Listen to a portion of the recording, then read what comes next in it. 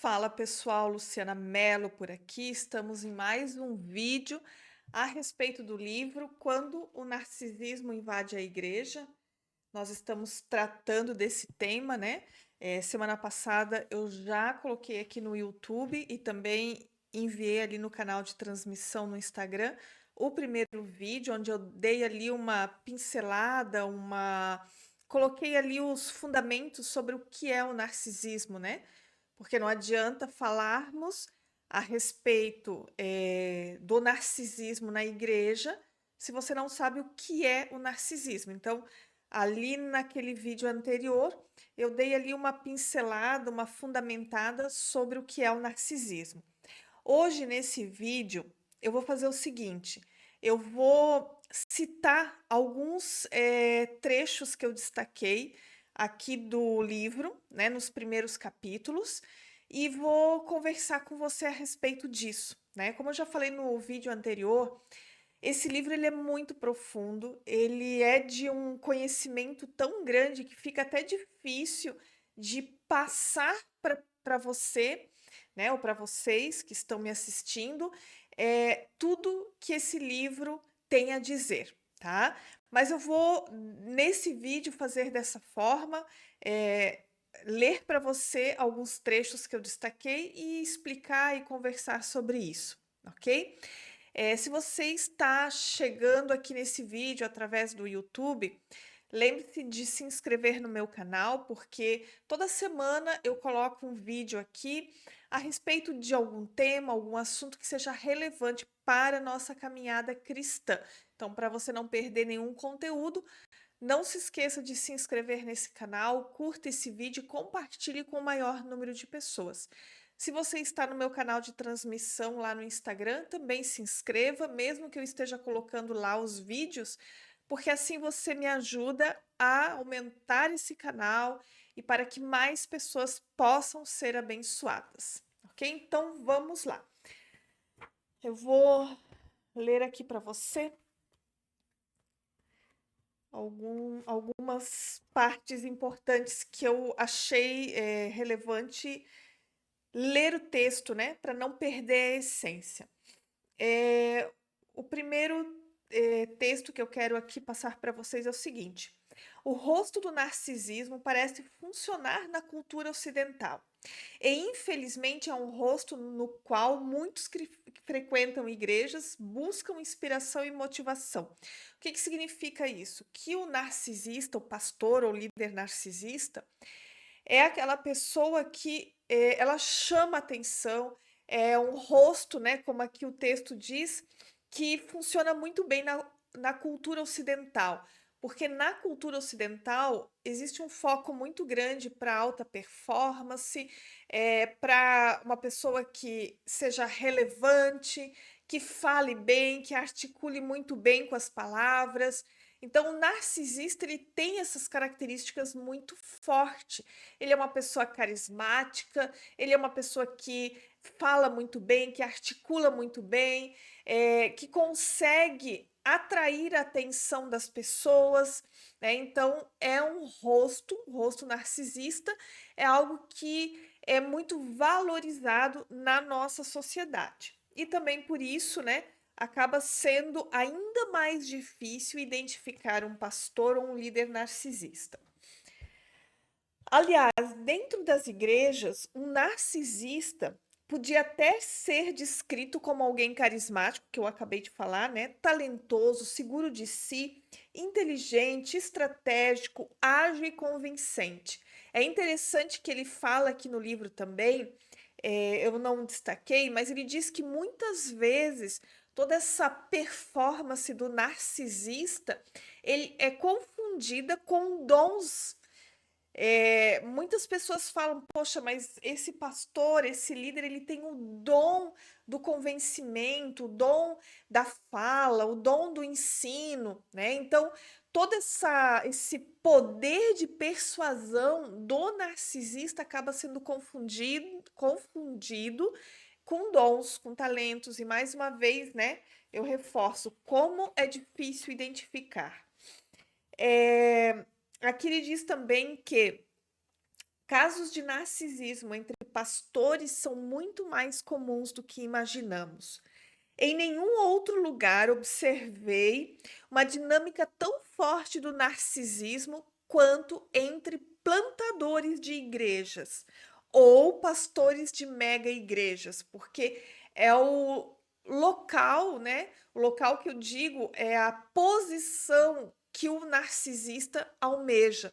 Então, alguém que se converteu e ele já tem esse transtorno narcisista, essa tendência narcisista, quando ele está no poder, quando ele está numa posição de liderança, isso acaba se potencializando e esse desejo do ego, né, de reconhecimento, de valorização, de estar em posição de status, isso só vai aumentando cada vez mais. Então, ele precisa cada vez mais estar em posições mais elevadas. Então, por isso que é tão mais comum, né, entre pastores de mega igrejas ou plantadores de igrejas. Eu não sei se eu cheguei a falar no vídeo passado que o autor desse livro, ele é psicólogo e ele é contratado pelas igrejas, né, nos Estados Unidos. Claro que em igrejas onde existe um governo plural, onde existe uma, uma equipe, né, de líderes que governam a igreja, e muitas vezes começa-se a observar pastores com traços narcisistas e eles contratam, né, esse autor aqui do livro para fazer a análise do pastor. E é óbvio, né, que ele não fica tão contente assim de ter essa análise sendo feita, né? Porque uma das questões do narcisista é que ele não suporta ser, muitas vezes, como eu posso usar a palavra?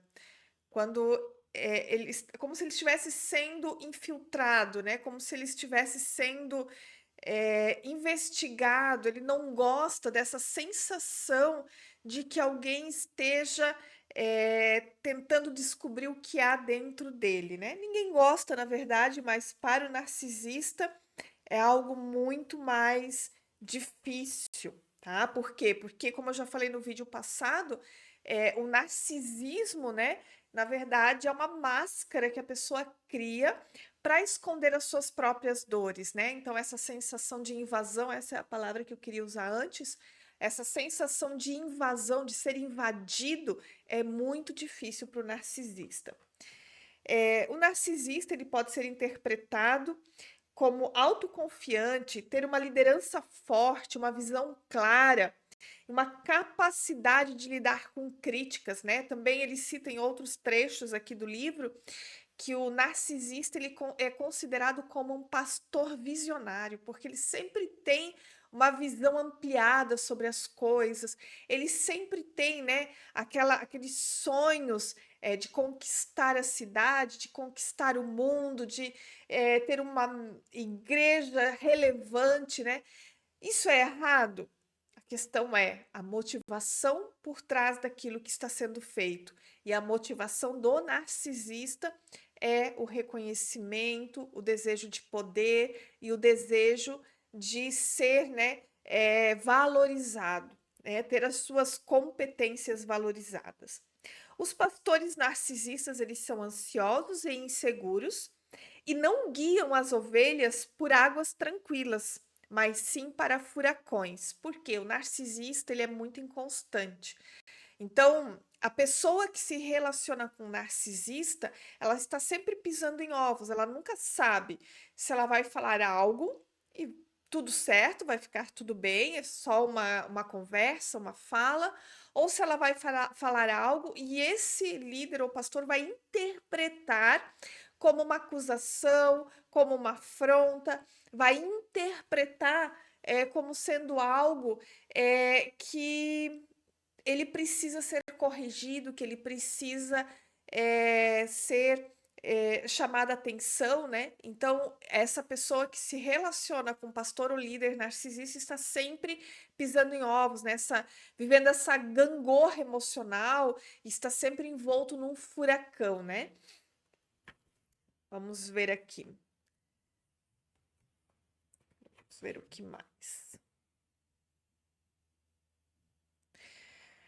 Uma coisa interessante aqui, né, que ele diz: exige-se lealdade ao líder narcisista e a perpetuação do sistema. Talvez ele declare, né? É dessa forma que nós operamos, ou foi dessa maneira que nós crescemos tanto. Questionar essa ideia é sinônimo de deslealdade. E quem questiona, na maioria das vezes, é humilhado e desligado do sistema. Então, o narcisista ele cria um sistema dentro da igreja e esse sistema ele acaba levando a igreja ao crescimento. É muito comum pastores narcisistas levarem a igreja a um crescimento muito grande, né? E porque esse sistema funciona muito bem. E aí, normalmente, quando alguém questiona algo, essa pessoa ela acaba sendo humilhada e muitas vezes separada do sistema, né? Porque é uma grande afronta ao pastor narcisista quando esse sistema é questionado.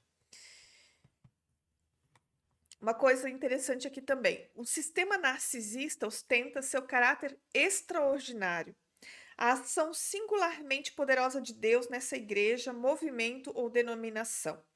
Quem ousaria questionar a obra de Deus? A mai...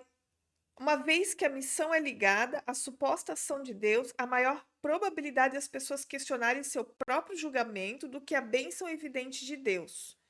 No entanto, esses sistemas é comum pedir que funcionários da igreja ou da organização façam grandes sacrifícios em troca de pouca ou nenhuma remuneração. E, com frequência, a realidade fica muito aquém do que foi prometido. Aqueles que alcançam cargos mais elevados costumam ser coniventes com o sistema. Aqui, o que ele quer dizer com isso? Em primeiro lugar, como eu já falei, normalmente o sistema que se infiltra na igreja, o sistema narcisista, ele leva a igreja ao crescimento. Então, teoricamente, as pessoas pensam: se está crescendo, Deus está abençoando. Então, quando a pessoa começa a questionar, quando a pessoa começa a ver algumas coisas erradas, ela começa a se auto-questionar, ela começa a pensar: poxa, será que eu estou louca em ver isso? Acho que eu estou em pecado, porque não é possível. Se está crescendo é porque Deus está abençoando, então quem está errada sou eu. Sabe, ela começa a ter esses sentimentos, né? De ver algo errado, mas ao mesmo tempo achar que ela mesma está errada por estar vendo isso, né?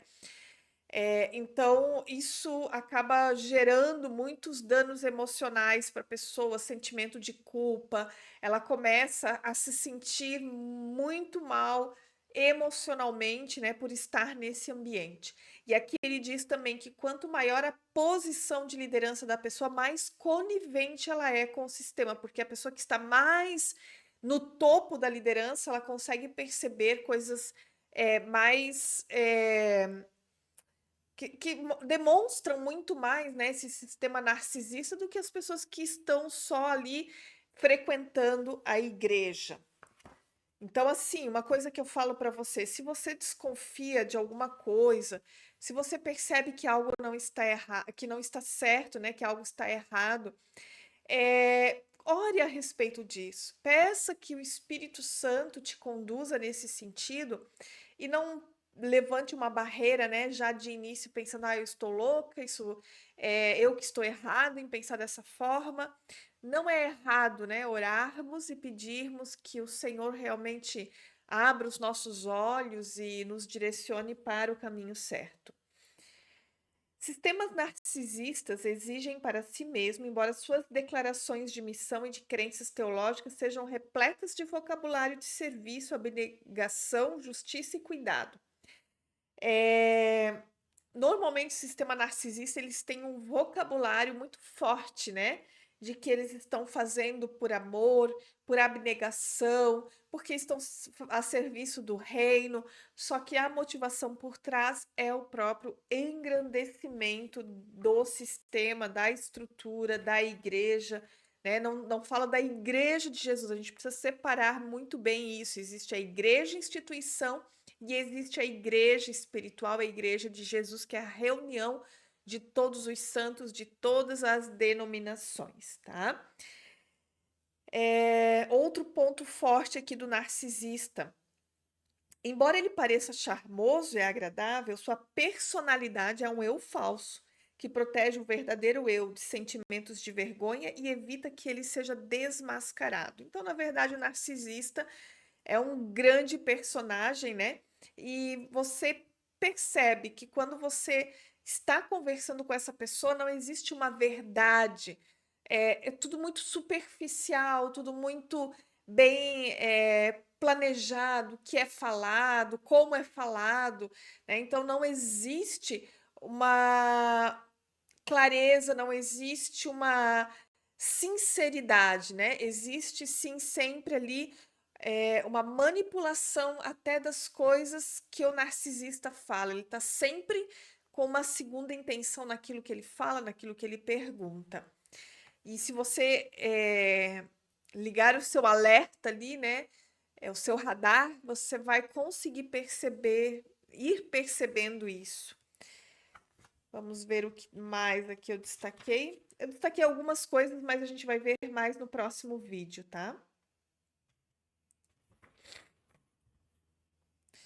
A proximidade relacional pode variar com base na utilidade de outros para alcançar os seus objetivos. Normalmente, os relacionamentos de um pastor ou líder narcisista com os membros da igreja vai ser sempre por aquilo que essa pessoa tem a oferecer, o quanto essa pessoa consegue ajudá-lo para que o sistema se perpetue, para que aquilo que ele almeja aconteça, né? Então as pessoas elas são fontes para o seu próprio crescimento, para o seu próprio engrandecimento, para aquilo que ela tem de planos, enfim, né, para a igreja.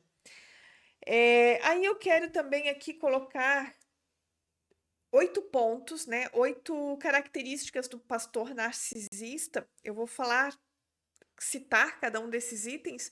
E no próximo vídeo, eu quero ver se eu faço só mais um vídeo, talvez eu faça 2, não sei, porque eu também não quero me estender muito, a gente já tem um outro livro ali para começar o estudo. Mas o narcisista, ele centraliza todas as decisões para ele sempre vai querer saber tudo o que acontece na igreja. Ele vai ficar extremamente irritado se algo bom ou ruim acontecer que ele não ficou sabendo. Ele é impaciente com a falta de capacidade das outras pessoas, ou pelo menos a expectativa que ele tem da capacidade dos outros, né? Então, se a pessoa não consegue fazer tão rápido como ele gostaria, se a pessoa não consegue fazer tudo o que ele gostaria, ele vai se demonstrar extremamente impaciente. Ele delega muitas tarefas das quais a pessoa não teria condições de suportar, de fazer tudo isso, né? Mas isso é uma estratégia também, porque quanto mais atarefada a pessoa fica, menos ela vai ter capacidade de raciocínio, menos ela vai ter capacidade de enxergar o que verdadeiramente está acontecendo. Ela tem uma forte percepção de mérito, apesar de que essa forte percepção de mérito é escondida por uma falsa humildade, então ela vai sempre demonstrar ser muito humilde, mas está sempre buscando para si o reconhecimento e o mérito daquilo que é feito. O pastor narcisista ele tem uma forte percepção que toda pessoa da sua equipe que possa vir a ter a capacidade de ser melhor do que ele, essa pessoa se torna uma ameaça. Então, o pastor narcisista vai de todas as formas possíveis minar, né, essa pessoa que para ele pode ser alguém que vai ser uma ameaça, né, para a sua liderança, para aquilo que ele faz, né? Então ninguém pode ser melhor que ele. Normalmente, ele prefere na sua equipe pessoas que tenham muito menos capacidade para que as pessoas possam perceber o quanto ele é capaz, o quanto ele é inteligente, o quanto ele é melhor do que os outros. Então ele tem necessidade de ser melhor e mais inteligente que as outras pessoas. Essa é a sexta característica. A outra característica, ele é muito impulsivo. Então, ele tem a tendência, o pastor narcisista, de estar sempre envolto em grandes ideias, né? Grandes modismos. Ah, se aqui tem uma estratégia de crescimento que está bombando nas igrejas, ele vai querer fazer parte disso e ele não se importa, né, do quanto isso vai prejudicar a igreja como um todo. Ele quer que faça, custe o que custar. E ele tem muita inconstância também, isso eu já falei antes, entre elogio e reprovação. Então, em algum momento ele vai elogiar, mas ele nunca vai elogiar por si só, ele vai sempre ter uma outra intenção e ele vai também reprovar. Então, você nunca sabe se ele vai elogiar ou reprovar. A pessoa pode fazer a mesma coisa, mas dependendo do dia, ele vai elogiar ou vai reprovar. Então, a pessoa, ela tem essa inconstância emocional. A pessoa que se relaciona com um pastor narcisista, ela vai estar sempre, né, nessa inconstância emocional também. Porque normalmente a pessoa que se relaciona com o narcisista, ela se torna codependente emocionalmente, né? Ela se torna dependente emocionalmente daquele pastor, também da aprovação daquele pastor. Então, uma hora vem o elogio, outra hora vem reprovação, outra hora vem elogio, outra hora vem crítica. Então, a pessoa também ela tem essa gangorra emocional que faz muito mal, afeta muito o emocional das pessoas. Então é isso, gente. Basicamente, hoje assim, vou falar que eu destaquei muitas coisas, mas eh, não teria tempo para a gente falar sobre tudo, né? Que eu destaquei, mas semana que vem eu quero trazer mais um vídeo para falar sobre esse livro. Ah, eu sempre tenho dificuldade aqui com a câmera. Esse livro aqui, se você quiser adquirir, ele está em promoção lá no site da Plenitude. Até inclusive no vídeo passado eu falei editora Plenitude, né? Tá errado, gente. É distribuidora e livraria Plenitude. Está em promoção, promoção de lançamento lá no site. E você ainda ganha mais desconto aplicando lá na hora de adquirir o cupom de desconto Luciana, tá? Eu deixei o link abaixo desse vídeo e também abaixo desse vídeo tem o link do meu site, ali você vai ver o curso, o e-book, o meu livro e todos os conteúdos que eu tenho ali para edificar a sua vida, ok? Deus abençoe você e até a próxima semana, quando nós vamos mais uma vez tratar sobre esse livro. Vamos ver se eu faço mais um vídeo ou dois, para daí depois a gente já começar a entrar em outro tema. Deus abençoe e até semana que vem.